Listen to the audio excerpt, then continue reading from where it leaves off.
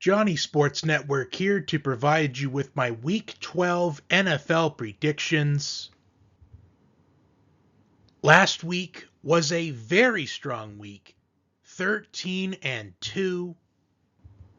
My only two losses on the week last week, the Commanders and Chiefs, both losing on a game-winning field goal as time expired.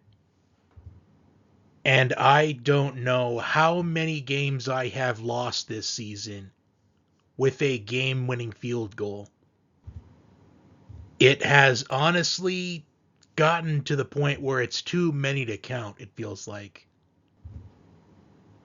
But 13-2, I will take that every single week if I could.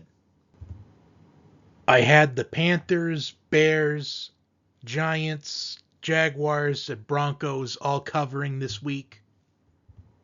The Jets, they just missed out on covering. What does Week 12 have in store for us? It is the week before Thanksgiving, and something that I have noticed in the week before Thanksgiving is that a lot of the games, they tend to be way closer than what is projected. I'm not saying that we're going to see a bunch of upsets this week necessarily. I just think that when you look at significant favorites this week, teams that are favored by 7 or more, we have 5 of those teams this week. We have the Patriots, Lions, Seahawks, Ravens, and 49ers, all favored by 7 or more. We also currently have the Packers and Rams favored by 6.5. It's also anticipated that Shedeur Sanders will make his first career NFL start this week on the road against the Raiders. We also have the Colts and Chiefs. We have Eagles Cowboys, Vikings Packers. We potentially could have Aaron Rodgers against the Bears.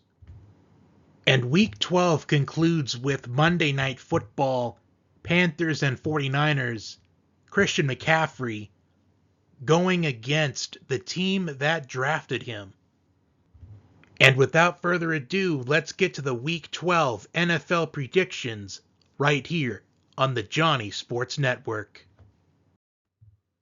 As always, we begin with Thursday Night Football, and this week we have the Bills and Texans. The Bills, with the win last week against the Buccaneers in a high-scoring game, while the Texans, it took a game-winning field goal to win against the Titans on the road, but they got it done. The Bills are currently second in the NFL in total offense, averaging 387.5 yards per game, while the Texans, they lead the NFL in total defense, giving up an average of about 258 yards a game. The Texans' defense allowing an average of 16.3 points a game. Danielle Hunter for the Texans, 9 sacks on the season, 4th in the NFL. Something has to give in this matchup. Is it the Bills' high-octane offense or the Texans' shutdown defense? I think a lot of people are not going to like this pick, but I am going to go with the Bills to win this game, although I'm doing it pretty reluctantly because I have a feeling that the Bills is going to get an overwhelming amount of the support in this game, if they haven't already, because if I remember seeing it correctly, the Bills on Sunday night were favored by about 3.5, and it's right now at 5.5. I'm thinking the Bills are going to get at least 85% of the support in this game. But I'll say the Texans cover the 5.5. However, if I have second thoughts on this game in particular, I will make a YouTube short about it Thursday afternoon. In this game currently, I'm leaning towards the Bills winning, but the Texans covering. But I have to wait and see what kind of information we get from now until the game starts on how much support the Bills is getting in this game. Steelers and Bears. The Steelers with a dominant win, while the Bears, Caleb Williams engineering another game-winning drive. And the big story going into this game is Steelers quarterback Aaron Rodgers. Aaron Rodgers, he left the game last week with a wrist injury. However, one, it's his non-throwing wrist, and two, he will not require surgery. And three, Mike Tomlin has said that his status is to be dated. His status is unclear at this point. However, Adam Schefter, he reported a couple of hours ago that Aaron Rodgers is frustrated that news got released. For me, I think that based off of that, I would lean towards him playing this week. Knowing Aaron Rodgers and knowing that the Steelers are playing the Bears this week, I know that Aaron Rodgers is doing everything he can to be able to play in this game this week. Because in his career, Aaron Rodgers is 25-5 against the Bears. The Bears are currently plus 16 in turnover margin, leading the NFL. The Bears, however, are 26th in scoring defense, while the Steelers, I've talked about repeatedly, that the Steelers' defense is a very inconsistent defense. They're currently 28th in total defense. And earlier in the season, we saw the Steelers' defense really contain a high-octane Colts offense. And I think they can do the same this week against the Bears offense. I honestly don't know how many upsets there's going to be this week, but I think this could be a prime candidate for an upset, especially if Aaron Rodgers does end up playing in this game, and I'm leaning towards him playing in this game. The Bears have been a resilient team this season, but I think the Steelers win this game if Aaron Rodgers plays, but if he doesn't, then I will pick the Bears. Patriots and Bengals. Ja'Marr Chase suspended for this game due to his actions last week, spitting in the direction of Jalen Ramsey. And what is it with players and spitting this season?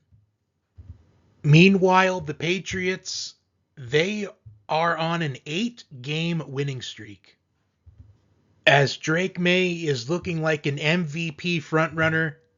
Mike Vrabel is looking like a frontrunner for Coach of the Year, while the Bengals defense has not shown any improvement from last season, last in the NFL in scoring defense. They give up nearly 33.5 points per game. And the Patriots, they are the first of the 5 teams this week that are more than 7-point favorites, 7 or more point favorites. With the Patriots recently playing on Thursday night, having the extra rest factor to their advantage, and with the Bengals not having Ja'Marr Chase,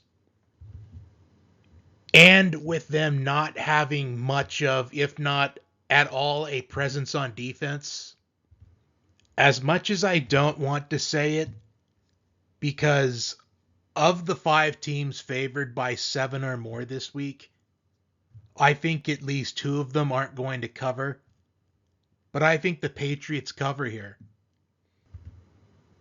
Even though this is a road game for the Patriots, I do think they win fairly handily. The Patriots are second against the spread this season among the league, 7-3-1. I don't think it's an overwhelming score like 42-10. I think it's more of maybe a 10 to 13 point victory. But the Patriots, they win. Giants and Lions. The Lions looking to respond after a not so good performance offensively against the Eagles. While the Giants, they had a valiant effort against the Packers in what was their first game without Brian Daboll, but they could not get the job done. They had a chance to tie the game or potentially win the game right at the end, but Jameis Winston throws an interception to end the game. The Lions are currently 5th in the NFL in total offense, averaging almost 367 yards a game. For this game, no question do I have the Lions winning this game. However, in the past, we have seen not only the Giants keep games close over the last handful of seasons, but Jameis Winston as well. When Jameis Winston is limiting his turnovers, his mistakes, he's kept games close.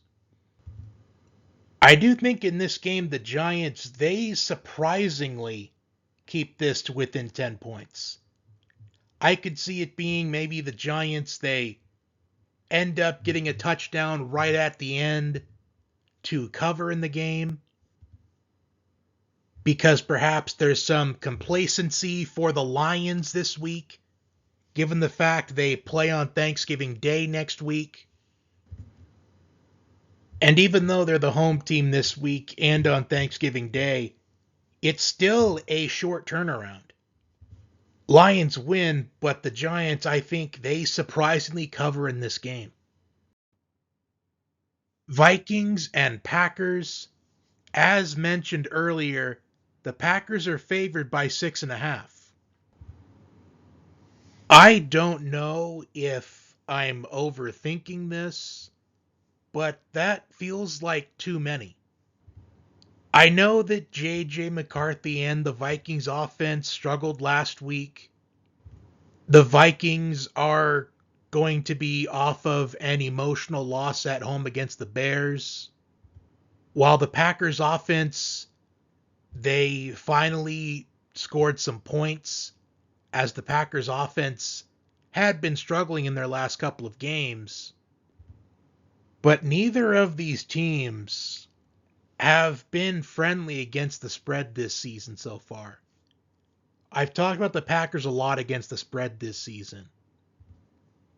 They covered the spread in week 1 and week 2, but only one time since then. They're 3-7 against the spread this season, while the Vikings, better but not much better, 4-6 against the spread this season. And both of these teams are in the top 10 in total defense. Packers 6th, Vikings 10th. In my takeaways last week, I talked about how the Packers against the Giants is a must-win for the Packers,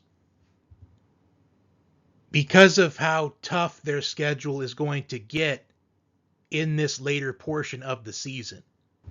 While the Packers offense does have some momentum from last week in getting what I felt like as of a ridiculous statement as it could sound, a season-saving win for the Packers, I do think they do win this game. However, I like the Vikings to keep this game close. I think 6.5 points is too much for these two teams. With two teams that are in the top 10 defensively in total defense in the league, and two offenses that have not been consistent as of late, even though the Packers, they did have a good performance offensively. I still like this game to be a 3 or 4 point game. But the Packers, I do think they do end up winning. Seahawks and Titans. The Seahawks, another one of those overwhelming favorites this week, favored by nearly 2 touchdowns. As the Seahawks, they look to respond after losing a 21-19 game against the Rams, a game that there was less amount of points scored than I thought. I anticipated a high-scoring game in that one. While the Titans, they competed well against the Texans, losing on a game-winning field goal. And for the Titans, that was their 4th loss of the season by 13 points or less. The Seahawks have the best record in the league against the spread this season, as they are 8-2 against the spread this season. There's been a couple times this season where I thought the Titans, they would keep it a close game, but they ended up not doing so. I think the Seahawks win, and I think they win by at least 14 points. I do think the Seahawks, they cover in this game. With the Seahawks being 8-2 against the spread this season, they've covered in 8 of the last 9 weeks. And I think that continues for the Seahawks. Colts and Chiefs. The Colts had their bye week last week. The week before that, a win in Berlin against the Falcons in overtime. Jonathan Taylor leading the NFL in rushing yards, while the Chiefs, they lost to the Broncos last week on a game-winning field goal. As the Chiefs are currently 5-5 on the season, the current story of the Chiefs, last season they were able to win these one-score games, but this season they've been on the losing end of them. And we all know that the Chiefs, they are a favored team in the league. There's going to be people that will say, well, the Chiefs, they're one of the more penalized teams in the league. They've been one, if not the most penalized team in the league the last 3 to 5 years. But here's the genuine truth about the NFL, or even football in general. There can be a penalty on just about every single play. Controversy in sports is nothing new. As much as I want to pick the Colts to win this game, I am going to go with the Chiefs to win this game because something just tells me that the NFL does not want the Chiefs to be below 500 going into Thanksgiving. In fact, I will not be surprised if we see the Chiefs go on a winning streak towards the end of this regular season. Because right now they are outside of the playoff race.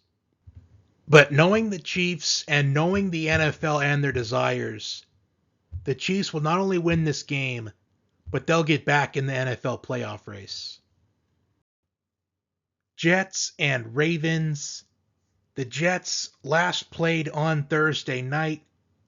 They competed pretty well against the Patriots, but in the end, they could not cover.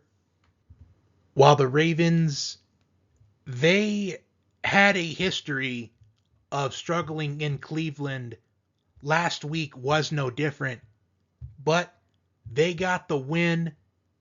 The Browns, they had a chance to tie the game or maybe even win the game, but the defense rose to the occasion with Shedeur Sanders at quarterback for the Browns, and the Ravens, they got a win in Cleveland, a place where they have recently struggled, losing 3 of the last 4 entering that game.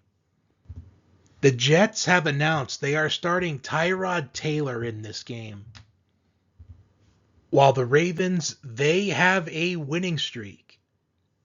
Ever since Lamar Jackson returned to the lineup, the Ravens, they have won. Currently on a 4-game winning streak, the Ravens look poised to make a run in this later portion of the second half of the season.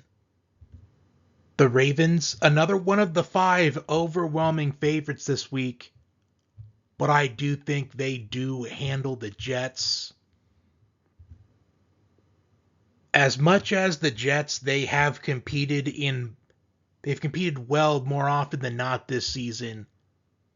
I just like the momentum that the Ravens are on right now. I think at the very least, this is a game where the Jets, they are competing in, but then late third quarter, early fourth quarter is when we start to see the Ravens pull away in this game. And I like the Ravens to continue their winning streak. Browns and Raiders. For the Browns, it is anticipated that Shedeur Sanders will be making his first career NFL start. But regardless of what the quarterback matchup is going to be or any additional elements in this game, this is a game where I simply have to pick someone to win and someone has to win. Unless, of course, it ends in a tie. But one thing I do know is this game is either going to be a low-scoring game, a 16-13 type of game, or it's going to be one of the higher-scoring games of the week. It's, more often than not, nothing in between. Myles Garrett leads the NFL in sacks. Maxx Crosby, one of the best players in the league. Maxx Crosby, a player that I wish would be on a contending team. Same with Myles Garrett, but Myles Garrett essentially chose to stay with the Browns at the end of the day.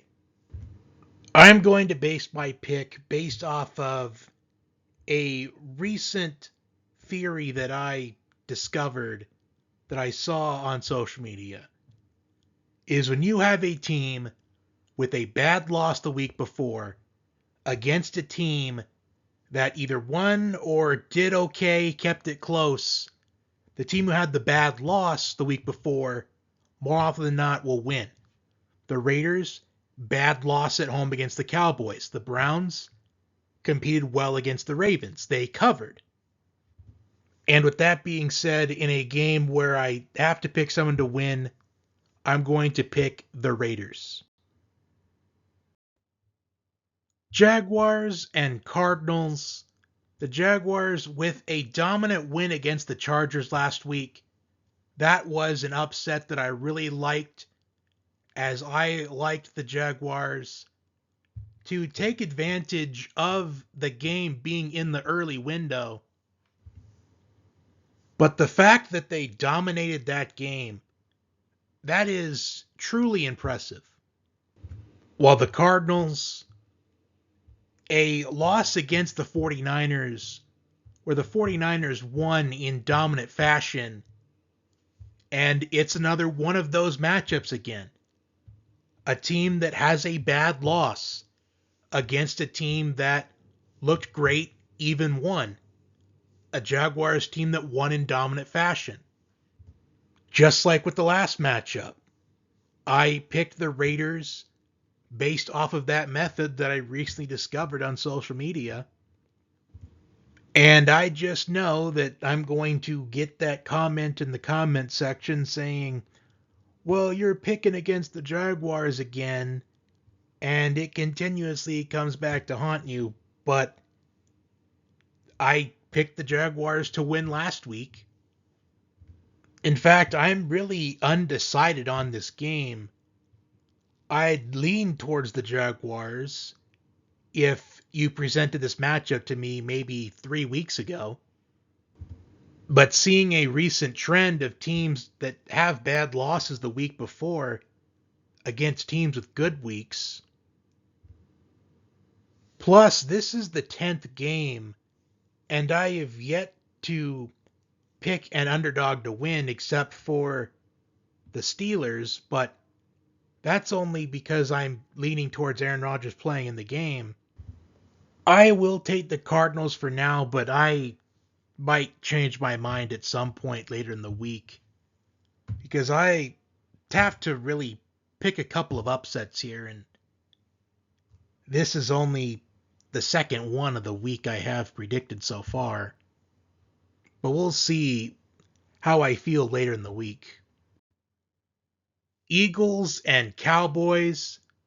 The Eagles, they are running away with the NFC East, while the Cowboys, they got not only a much needed win, but a season saving win against the Raiders on Monday Night Football, where Dak Prescott threw 4 touchdown passes. Is there concern with the Eagles offensively? Defensively, they've only given up 16 points in their last 2 games, but the offense, only 26 points in the last 2 games. We saw these two teams in week 1 to open up the season, where the Eagles, they were favored by about 8 or 9 points, but the Cowboys, they kept that game close. And I was unsure of what to think about the Cowboys for the rest of the season after watching that game. Was it the Cowboys may end up doing better than expected, or was it just simply week 1? I was leaning on the fact it being more that it was only week 1, because rewatching some of the highlights, Dak Prescott, he had about 4 or 5 interceptable passes in that game. And the Eagles, they could have won that game by a lot more. They could have dominated that game. And Jalen Carter was also ejected before the first play of the game. Even though the Eagles, they have been struggling to put points on the scoreboard lately in these last couple of weeks, I like them to get close to 30, maybe even more than 30. I think the Eagles, they dominate in this matchup this time around. Even though the Cowboys, they held Ashton Jeanty to 7 yards on only 6 carries, I expect Saquon Barkley to have a big day against the Cowboys' run defense. Falcons and Saints. The Falcons, they opened up as a 1.5, 2.5 point favorite, but things have shifted, and now the Saints are favored by 1.5. And I was really wanting to see the Saints be the underdog in this matchup, because I was going to pick the Saints in this game regardless of what the point spread was. The point spread could have been more than a touchdown, and I would still pick the Saints to win this game. The Saints had their bye week last week.